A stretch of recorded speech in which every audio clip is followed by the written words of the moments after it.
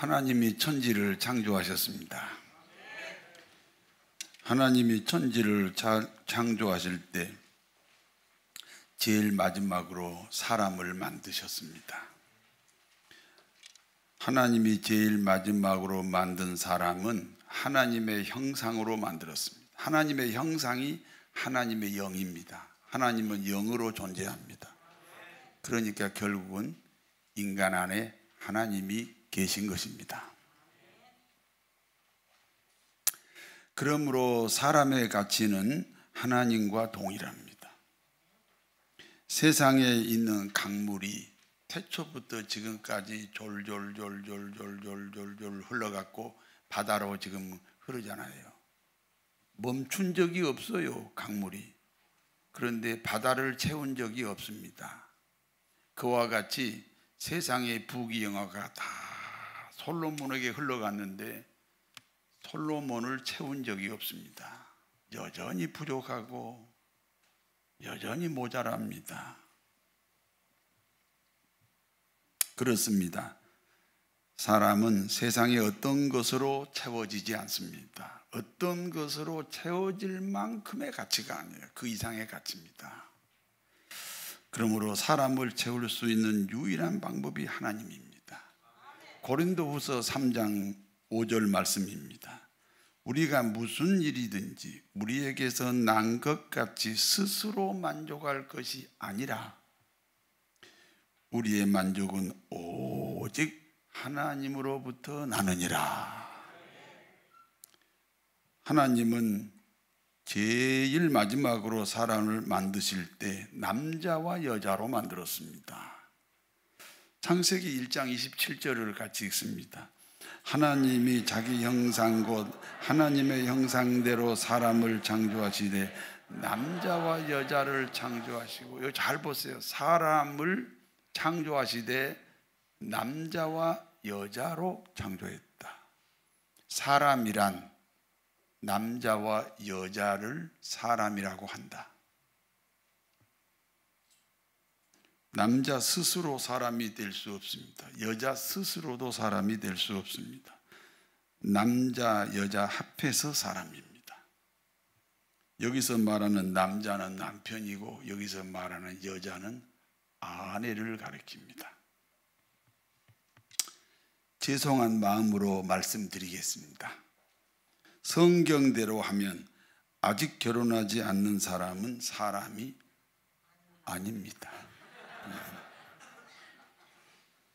우리나라 풍습에도 결혼 전에 사람이 죽으면요, 산소도 없고 제사도 안 지냅니다. 결혼 전에 죽은 사람에게 산소도 없고 제사도 없다는 것은 정상적인 사람으로 인정하지 않는 것입니다.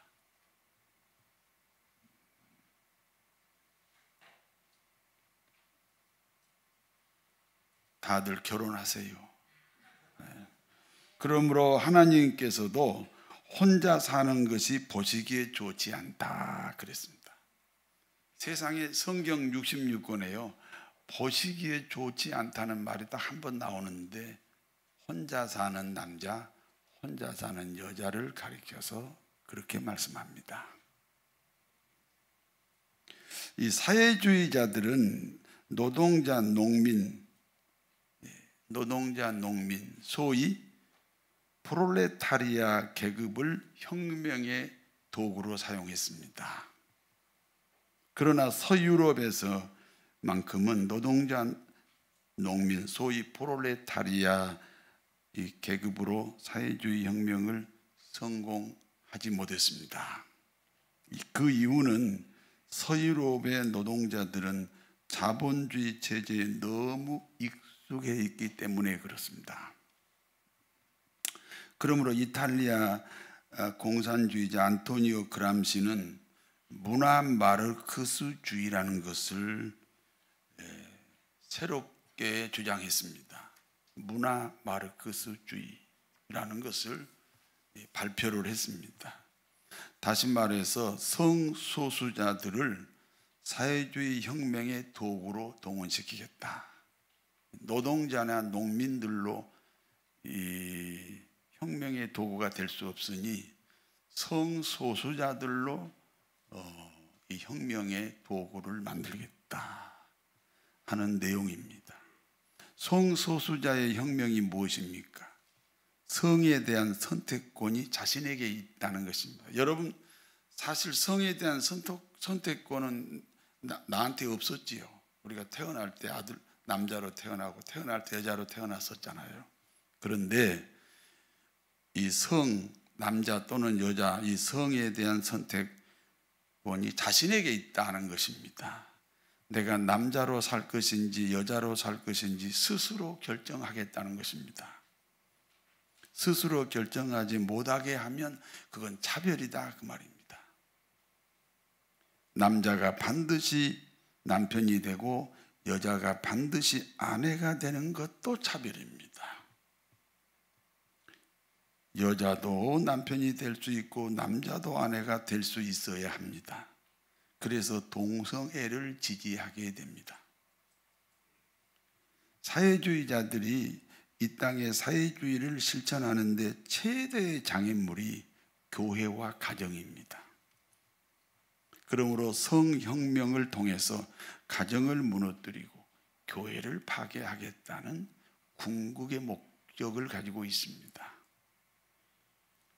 그러므로 우리가 꼭 기억해야 됩니다. 이번 정부가 5년 동안 그토록 실행하려고 노력했던 포괄적 성차별 금지는 인권운동이 아닙니다.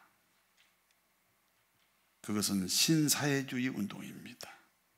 우리 기독교는 성소수자, 특히 동성애자들에 대해서 우리 차별하지 않습니다. 여러분, 혹시 우리 교회에 뭐 동성애자가 온다든지 이거 전혀 우리 차별하지 않습니다. 차별해도 안 됩니다. 왜냐하면 그들도 구원의 대상이기 때문입니다. 그 누구도 차별하는 것은 기독교가 아닙니다. 기독교가 반대하는 것은 포괄적 성차별 금지가 아니라 포괄적 성차별 금지를 위한 법을 만들지 말라는 것입니다. 이 법을 만들면 이제 그 법 때문에 죄가 생깁니다. 동성애 반대한다는 발언만 하면은 법에 위반이 돼버리기 때문에 법을 만들지 말라는 것입니다. 사회윤리, 사회도덕까지 공신력으로 규제해서는 안 된다는 것입니다. 세상은 규제 대상이 아니고 스스로 생존력을 갖추도록 도와주는 것이 정부가 하는 일이고 정치가 하는 일입니다. 포괄적 성차별 금지를 위한 입법을 추진하는 사람들이 이제 기독교계로부터 엄청난 저항을 받습니다. 저도 열심히 다니면서 저지 운동을 했습니다. 그러니까 이제는 이름을 바꾸었습니다. 평화인권법이다. 이름만 바꾸었습니다. 여전히 동일한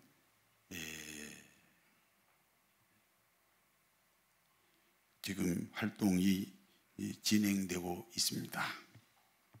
하나님이 사람을 만드실 때 그 순서에 귀중한 의미가 있습니다. 하나님은 남자 아담을 흙으로 만드셨습니다. 아시지요?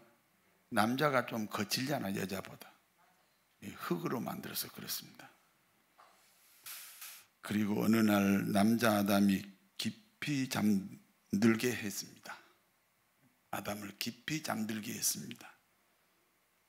하나님은 그때 아담의 갈비뼈 하나를 뚝 잘라서 여자 하와를 만들었습니다. 남자 아담의 갈비뼈 하나를 뚝 잘라도 모를 만큼 아담이 깊이 잠들었다는 것은 무엇을 의미합니까? 죽음 같은 희생입니다. 하나님은 아담의 죽음 같은 희생을 통해 만들어진 아내 하와를 남편 아담에게 데리고 왔습니다. 여러분, 결혼이라는 것은 여러 가지 인연 때문에 만나고 또 결실을 맺지만 넓은 의미에서 보면 하나님께서 맺어주신 거예요.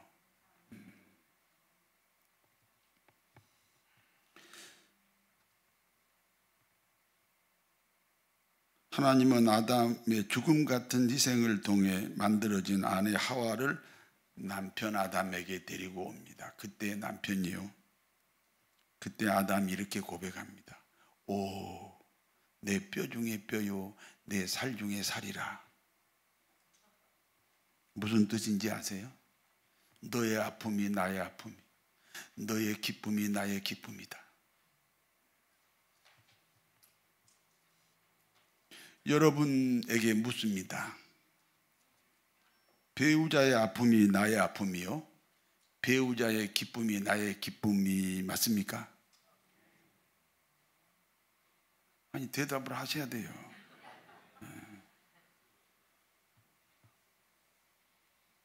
배우자의 아픔이 나의 아픔이요? 배우자의 기쁨이 나의 기쁨입니다. 이것이 사랑입니다.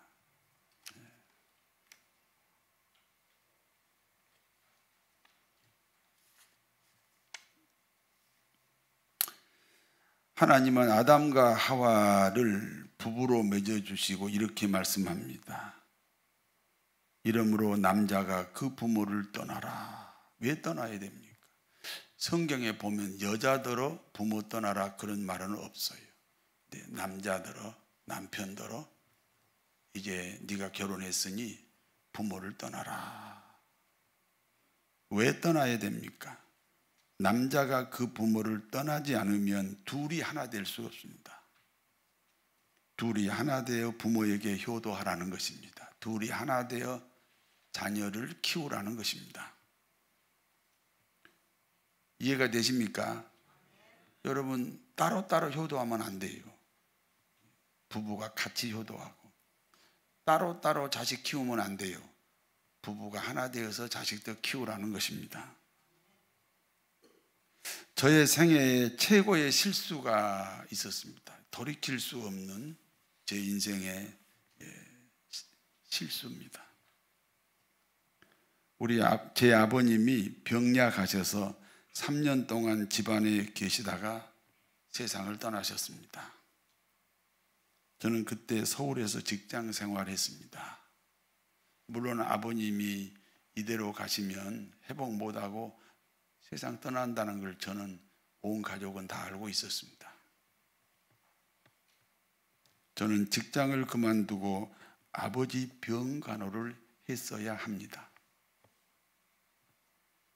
평소에도 불효자식인데 마지막 하시는 길도 함께 하지 못했습니다. 그리고 그때는 그것이 얼마나 불효인지를 몰랐습니다. 저나 여러분 다 비슷하지요. 부모가 살아계실 때는요, 효도를 몰라요. 이제 돌아가시니까 더 이상 효도할 수 있는 기회가 없으니까 발을 동동 구르는 경우가 대부분의 사람이 사는 모양 같습니다.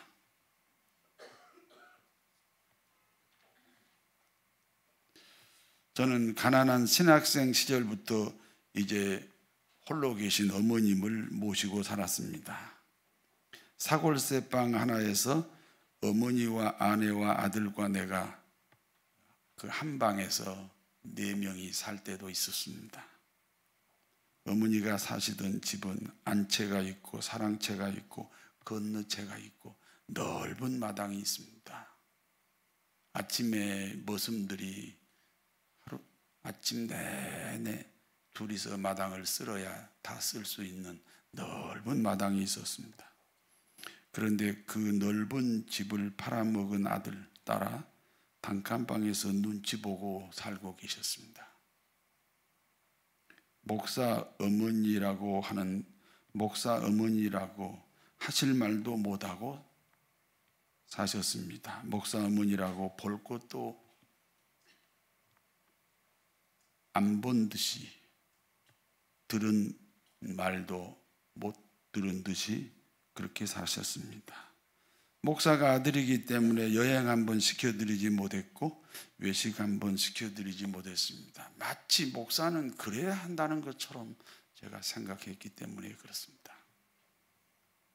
이제 저는 어느덧 우리 아버지, 우리 어머니 나이가 됐습니다.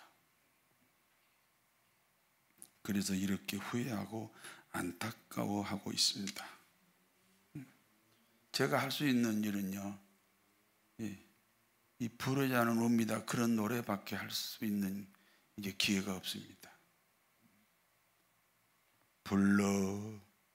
불러봐도 울어봐도 못 오실 어머님을 원통에 불러보고 땅을 치며 통곡해요. 부를 줄 모르세요? 다시 못 올 어머님이여, 불초한 이 자식은 생전에 지은 죄를 엎드려 빕니다. 제가 트로트를 좀 알기 때문에 불러봤습니다.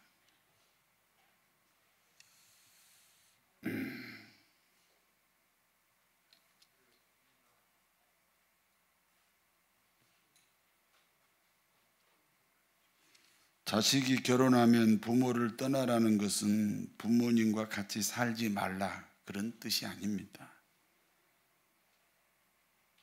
이 자식, 이 아들하고 며느리 사이에 이 부모가 끼어들면 이 부부가 하나 되지 못한다, 그런 뜻입니다.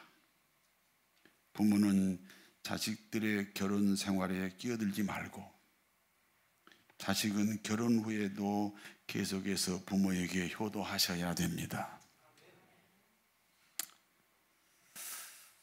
오늘은 이제 가정주일이기 때문에 이제 남편들의 특징을 좀 말씀드리겠습니다. 남자는 여자와 그 본질이 다릅니다. 어떤 남자가 7명의 여자를 몰래 사귀입니다. 월요일은 미스 월, 화요일은 미스 화, 수요일은 미스 수, 목요일은 미스 목, 금요일은 미스 금, 토요일은 미스 토, 오늘같이 주일은 미스 일, 이렇게 7명의 여자를 사귀입니다. 물론 아내가 있는 남자 이야기입니다. 남자는 이와 같이 7명의 여자를 동시에 그리고 동일하게 사랑할 수 있습니다. 그래서 남자들은 자기 아내 외에 다른 여자를 만날 때 자기 아내에 대한 자기 아내를 배신했다는 생각을 하지 않습니다. 왜냐하면 다른 여자를 만나도 여전히 자기 아내를 사랑하기 때문에 그렇습니다. 그러므로 모든 여자보다 자기 아내를 더 사랑해야 됩니다. 다른 여자를 쳐다볼 필요가 없을 만큼 자기 아내를 사랑해야 됩니다.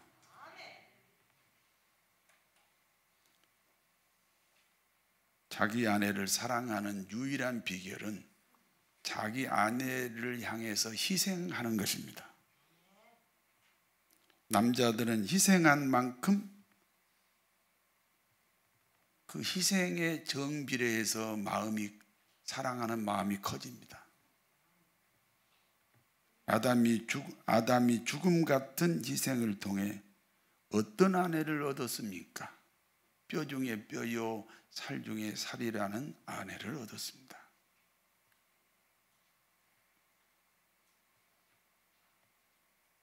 남편 여러분, 아내를 향해서 희생하십시오. 그러면 아내가 세상에서 제일 아름다운 여자가 됩니다. 아름다운 여자하고 사는 것보다 더 행운이 어디 있습니까?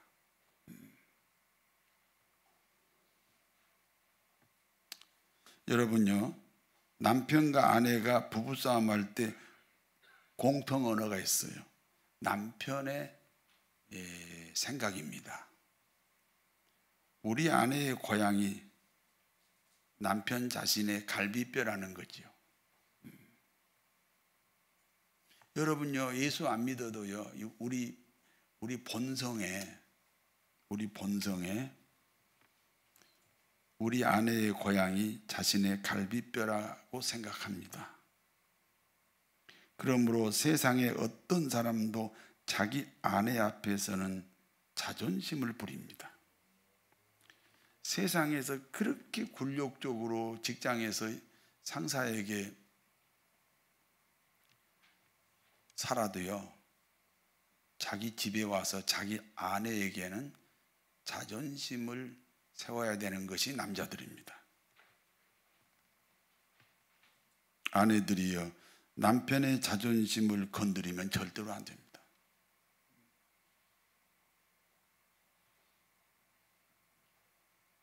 그 남자를 몰라서 자존심 건드리는 거예요.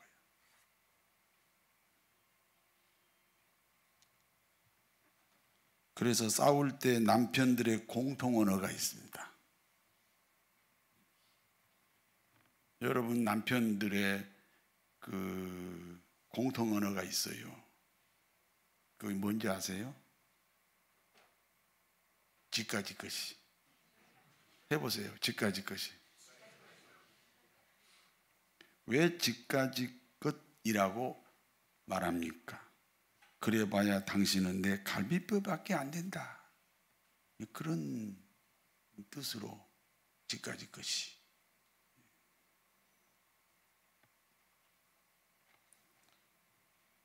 그러니까 지까지 것이라는 단어를 안 쓰지만 그 심리적인 언어라는 거지. 그런 뜻을 품고 있다는 거죠. 아내가 남편을 생각합니다. 여러분, 손가락이 없으면 어떤 사람이죠? 신체 장애자죠. 좀 수준 높게 말합시다. 손가락이 없으면 신체 장애자지요. 발가락이 없어도 신체 장애자입니다. 귀가 하나 없어도 신체 장애자입니다. 코가 떨어져 나가도 신체 장애자입니다. 그러니까 갈비뼈 하나 없어도 신체 장애자입니다. 우리 남편은 갈비뼈 하나 없는 신체 장애자입니다. 그러므로 아내의 역할이 뭡니까? 아내가 남편을 향해 돕는 배필이 해야 됩니다.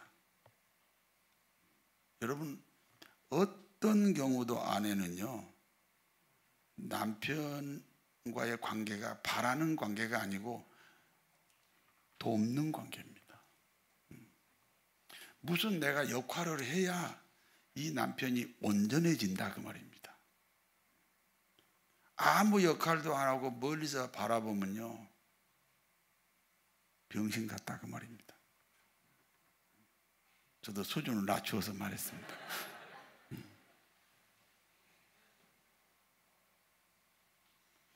그러므로 부부싸움 할 때 아내의 언어입니다. 그런 단어는 안 쓰지만 그런 심리적인 내용이 품고 있습니다. 병신 같은 것이.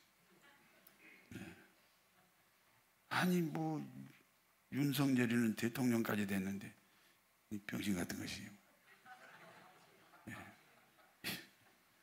물론 병신이라는 단어는 쓰지 않아요. 그러나 그 심리적인 상태가 그렇다는 거예요. 이해가 되십니까? 그러므로 남편을 깊이 잠들게 하고 그 갈비뼈로 아내를 만들었다는 것은 결국 부부는 한 몸이다, 그런 뜻입니다. 아니, 내 아내는 내 갈비뼈로 만들었으니까, 그러니까 결국은 부부가 한 몸이다. 이 성경에서만 부부를 한 몸이라고 한 것은 아닙니다. 일반 세상에서도 부부를 한 몸이라고 그렇게 표현을 합니다. 그러면 남편은 몸의 어느 부분입니까? 부부가 한 몸이니까. 그러면 남편은 몸의 어느 부분입니까? 에베소서 5장 22절에서 23절을 같이 읽습니다. 아내들이여 자기 남편에게 복종하기를 주께 하듯 하라. 이는 남편이 아내의 머리됨이 그리스도께서 교회의 머리됨과 같으니 그가 바로 몸의 구주시니라. 남편은 아내의 머리에 해당됩니다. 남편이 머리에 해당되니까 당연히 아내는 몸에 해당이 됩니다. 어디서부터 머리입니까? 목 위가 머리고 어디서부터 몸입니까? 목 아래가 몸입니다. 그러므로 몸은 머리가 지시할 때만 움직입니다. 만약 머리가 몸에게 너는 오른쪽으로 가라 했는데 몸이 왼쪽으로 가면 고장난 몸입니다. 병원에 가야 됩니다. 고장난 몸은요, 안에 자격이 없습니다. 중요한 사실이 또 있습니다. 에베소서 5장 28절을 같이 읽습니다. 이와 같이 남편들도 자기 아내 사랑하기를 자기 자신과 같이 할지니 자기 아내를 사랑하는 자는 자기를 사랑하는 것이라. 몸은 머리가 지시할 때만 움직이는 게 맞지요? 아니 몸은 머리가 내가 지금 손을 이렇게 휘젓는 것도 지금 머리가 사실은 시키고 있잖아요. 그러나 몸이 원하지 않는 것을 머리가 지시하지 않습니다. 몸이 오른쪽이 가려워요. 그런데 머리가 왼쪽 긁어라. 그렇게 지시하지 않습니다. 만약 몸이 원하지 않는 것을 지시하는 머리가 있다면 역시 고장난 머리입니다. 몸은 고장나면 병원에 입원하는데요. 머리가 고장나면 정신병원에 입원합니다.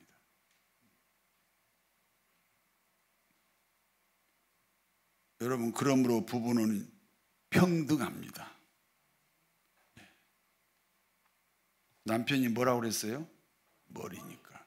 그러니까 아내는요, 몸인데 몸은 누가 지시할 때만 움직여요? 머리가.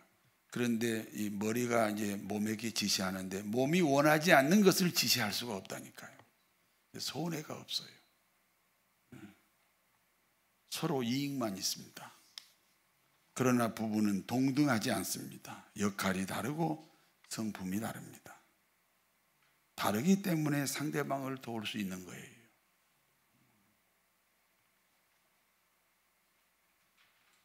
부부 관계는 예수님과 우리 기독교인과의 관계이기도 합니다. 예수님이 우리 그리스도인의 머리입니다. 그러므로 예수님을 모든 믿는 자들은 신랑이라고 부릅니다. 그렇다면 모든 믿는 자는 예수님의 신부가 되는 것입니다. 아담이 죽음 같은 희생으로 아내가 태어난 것처럼 예수님이 십자가에 희생하심으로 우리가 그리스도인이 되었습니다. 그리고 그 예수님은 우리 예수 믿는 사람들의 머리입니다. 몸에 해당되는 그리스도인은 머리이신 예수님의 지시를 받습니다. 머리이신 예수님은 몸이 원하지 않는 것을 절대로 지시하지 않습니다. 그러므로 보이는 부부 관계를 통해 보이지 않는 주님과 우리하고의 관계를 진단해 보시기를 바랍니다. 이제 본문이 주는 교훈을 말씀드립니다. 첫 번째입니다. 반복된 말씀입니다. 그러나 아주 귀중하기 때문에 반복해서 오늘 본문의 교훈을 말씀드려요. 첫 번째입니다. 부부가 하나 되기 위해서 부모를 떠나야 됩니다. 부모를 떠나 하나가 되었으면 이제 부모를 섬겨야 됩니다. 부모는 축복의 통로입니다. 부모 섬길 줄 모르면서 복받을 생각하면 안 됩니다. 부부는 하나 되어 자녀를 양육합니다. 이스라엘은 저렇게 작은 나라지만 세계 열방 중에 가장 강하고 빛나는 민족입니다. 그것은 정치도 아니고 경제도 아닙니다. 자녀 교육 때문에 그렇습니다. 자녀 교육이 중요하기 때문에 어머니가 이스라엘이면 그 자녀는 이스라엘입니다. 아버지하고 상관없습니다. 이 사람이 이스라엘 민족이냐 아니냐를 결정하는 것은 어머니가 이스라엘이었을 때만 이스라엘 민족으로 받아주는 거예요. 두 번째입니다. 남편은 가정을 위해 끊임없이 희생해야 됩니다. 그리고 아내는 바라는 배필이 아닙니다. 돕는 배필입니다. 무엇이 모자라고 무엇이 약점인가, 그걸 도와주는 것이 아내라니까요. 아내의 역할이 없으면 남편은 신체 장애자라는 사실을 기억해야 됩니다. 남편에 대한 불평하지 마세요. 내가 역할을 안 해서 그렇게 된 거라니까요. 세 번째입니다. 남편과 아내는 한 몸입니다. 한 몸이니까 빨가벗고 살아도 부끄러운 관계가 아닙니다. 유일하게 우리 일생에 이 우주 가운데 빨가벗고 만날 수 있는 관계가 남편과 아내입니다. 빨가벗고 만날 수 있는 관계인데 자존심을 부리면 그 발가벗고 만나는 행위가 죄가 됩니다. 간음이 될 수 있습니다.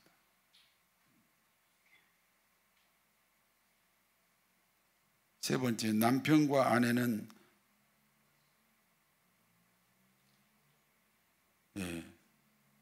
세 번째 했네요. 남편이 머리입니다. 아내는 몸입니다. 몸은 머리가 지시할 때만 움직입니다. 머리는 몸이 원하지 않는 것을 지시할 수 없습니다. 여러분, 그래서 부부는요 평등합니다. 그러나 동등하지는 않습니다. 부부관계는 예수님과 그리스도인의 관계입니다. 예수 그리스도가 모든 믿는 자의 머리입니다. 주님을 머리 삼아 순종하면 하늘의 복과 땅의 복으로 풍성합니다. 부부간에 비밀이 있듯이 주님과 신자 사이에도 비밀이 있습니다. 우리 예수 믿는 사람들은요 왜 이렇게 열심히 믿죠? 비밀이 있습니다. 비밀을 많이 만드시는 그런 복된 신자들이 되시기 바랍니다. 다시 말씀드립니다. 부부는 한 몸입니다. 남편은 희생하고 아내는 돕는 배필입니다. 머리인 남편과 몸에 해당하는 아내의 조화가 행복의 비결입니다. 가정의 달을 맞이해서 가정의 회복을 통해서 복되고 아름다운 삶이 되시기를 진심으로 축원합니다. 전능하신 하나님, 가정이 교회의 뿌리고 가정이 국가의 뿌리입니다. 뿌리를 건강하게 하옵소서. 가정의 중심은 부부입니다. 부부가 하나 되어 효도하고 양육하는 하나님의 가정 되게 하옵소서. 예수님의 이름으로 기도하옵나이다. 아멘.